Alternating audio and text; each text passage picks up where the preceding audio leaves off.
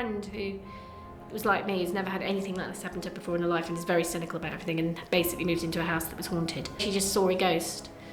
And this woman was just a very pretty woman in a cape, was just looking at her from the wall. She had this very firm vision of this woman in her head, and somebody else, a builder, came in. She said, is this place haunted? And he said, oh, you seen the ghost? You seen the woman with the cape? And he'd literally described the woman that she'd seen. She hadn't told anyone, so that was spooky. We've had a couple of the stills photographers his camera has had 3 lenses go wrong, which he said in 25 years of being a stills photographer, it's never happened to him. So that's the only thing where there's been a sort of technological problem.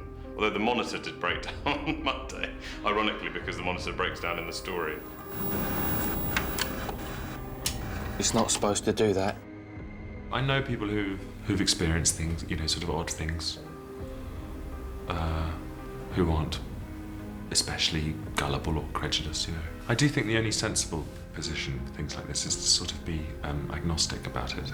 I think you have to be, in a way, be open to it. I think the poltergeist reacts on your emotional behavior. So some people are more exposed than others. When I was at sort of middle of my teens, I was at a boarding school for a bit. And yeah, you know, we used to go up to this funny little room at the top of the house where we slept, where we lived.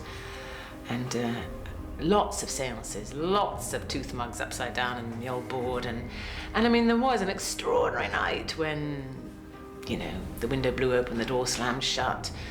The glass appeared to be moving like crazy across the board. I mean, God knows what was going on. I mean, it might have been that we were all 15, 16 young women, as in the story, full of a kind of unknown energy, and we were just trying to reach to something beyond us. I've seen a couple of things. I saw something, and I'm not going to tell you about it.